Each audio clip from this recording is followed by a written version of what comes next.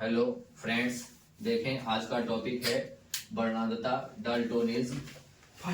ये ऐसा रोग है जो एक पीढ़ी से दूसरी पीढ़ी में स्थानांतरित होता है, ट्रांसफर होता रहता है। ठीक है, तो ये अनुवांशिकीय रोग इसको कहा जाता है। और इसकी खोज जो करी थी वो हॉर्नर ने करी थी। किसने करी थी? हॉर्नर 1876 ईस्वी में। ठीक है, सबसे पहले पता लगाया है ये वर्णांधता हॉर्नर ने। इसमें क्या होता है? लाल और हरा, लाल और हरा रंग पहचान नहीं पाते। ठीक है, जो भी रोगी होंगे तो वो लाल व हरे रंग को पहचान नहीं पाएंगे। ठीक है, इसी कारण रेलवे इन व्यक्तियों को सिलेक्ट नहीं करता है। ठीक है, क्योंकि रंग का ही पहचान नहीं होगी लाल और हरे रंग की, तो इसको कैसे उसमें सिलेक्ट किया जा सकता है। ठीक है, इस रोग को डाल्टोनिज्म भी कहा जाता है, वर्णांधता भी कहा जाता है, हरा और लाल अंधापन भी कहा जाता है। ठीक है, तो कई नामों से इसको जाना जाता है। ठीक है, तो हॉर्नर ने 1876 ईस्वी में खोज करी, इतना बताना है। इसके बाद में जो पुरुष होते हैं, स्त्रियां होती है जो वर्णांध होंगे, ठीक है, तो कैसे उसमें ट्रांसफर होगा उसके बारे में स्टडी करेंगे। ठीक है, मतलब दूसरी पीढ़ी में कैसे ट्रांसफर होता है। ठीक है, तो हम देखेंगे पुरुष है वर्णांध और स्त्री है सामान्य। ठीक है, एक सामान्य स्त्री से विवाह इनका होता है, तो इनकी संतानों में कैसे जाएंगे। ठीक है, सभी को मालूम है कि पुरुष का जो होता है वो होता है एक्स वाई, यही तो होता है एक्स वाई। ऑटोसोमल हम छोड़ देते हैं, और इनके बीच क्रॉस अगर कराएं तो इसमें एक्स एक्स होता है। ठीक है, अब तुमको वर्णांध कौन सा दिखाना है? वर्णांध दिखाना है पुरुष, और तो ये इसका एक्स होता है। ठीक है, एक्स वर्णांध होता है, वाई इसका नॉर्मल होता है। ठीक है, अब इनके बीच क्रॉस कराया जाएगा तो कैसे होगा? ठीक है, तो यहां से खींचे एक एक्स और एक एक्स, यहां से खींचे तो क्या हो जाएगा? एक्स एक्स होगा और ये होगा वर्णांध। और ये संतान कौन सी होगी? मादा। ठीक है, अब इसका देखें, यहां से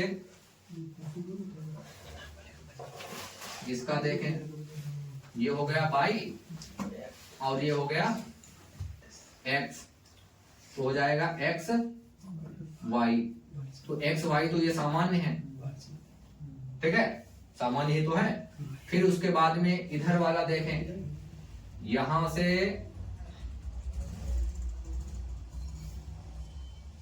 ये आएगा y और ये आएगा x। ठीक है, तो x y हो गया, x y ये सामान्य है, सामान्य तो है। और ये वाला एक यहां आएगा और एक ये वाला x आएगा, तो यहां तो हो जाएगा x और x, और ये होगा वर्णांध। ठीक है, मतलब हमने सब में करा के देखा है तो कितना इसमें होगा, तो इसमें जो है 50% का रेशियो होता है। इसमें जो ये देखो है पुत्री, ये और ये भी है पुत्री,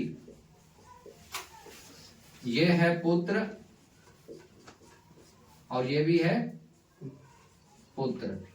ठीक है, तो आप कह सकते हो कि इसमें 50% जो होंगे बच्चे, ठीक है, तो वो कैसे होंगे? वर्णांध। 50% सामान्य होंगे। लेकिन इसमें ये बताना है तुमको कि जितनी भी पुत्रियां होंगी ये वर्णांधता की वाहक होंगी। ठीक है, वाहक पुत्री और ये भी वाहक पुत्री, और ये तुमको सामान्य दिखाना है, पुत्र सामान्य। ठीक है, ये भी सामान्य।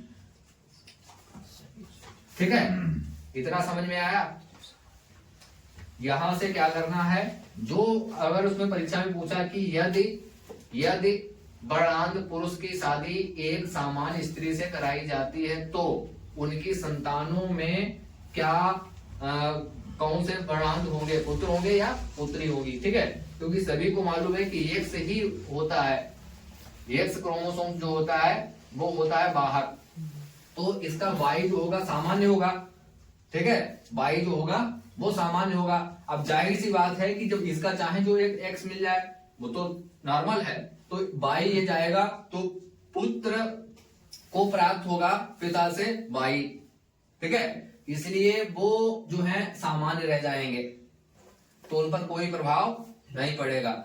लेकिन जो इनकी पुत्री होंगी वो वाहक होंगी, मतलब अब ये वहन करेंगी, मतलब जिससे भी शादी ये करेंगी तो ये फैलाएंगी वर्णांधता, जिससे भी इनकी शादी होगी तो ये वर्णांधता फैलाएंगी, तो ये वाहक हो गई क्योंकि एक्स जो है ये वर्णांध हो गया।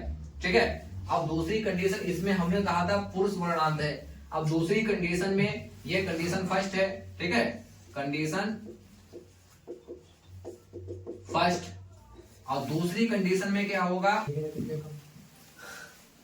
देखें, ये कंडीशन सेकेंड, पुरुष सामान्य और स्त्री वर्णांध, इसमें गोला खींच दिया है और इसमें दिखाना है, तो ये वाला सामान्य है और ये स्त्री वर्णांध है। इनका विवाह होता है तो इनकी संतानों में कैसे जाएगा, कौन वर्णांध होगा। ठीक है, तो यहां से जाएगा और एक यहां से आएगा, तो हो जाएगा एक्स एक्स, अब ये हो जाएगा वर्णांध, और बाई यहां से आएगा और यहां से एक्स आएगा, तो हो जाएगा एक्स वाई, एक्स क्या हो जाएगा वर्णांध।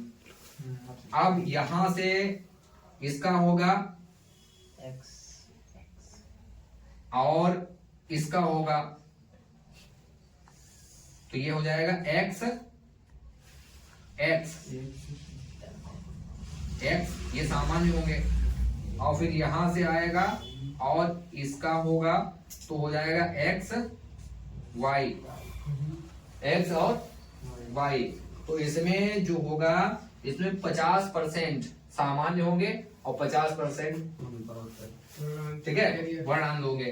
ठीक है, तो इसमें जो है ये क्या है, ये है पुत्री वाहक।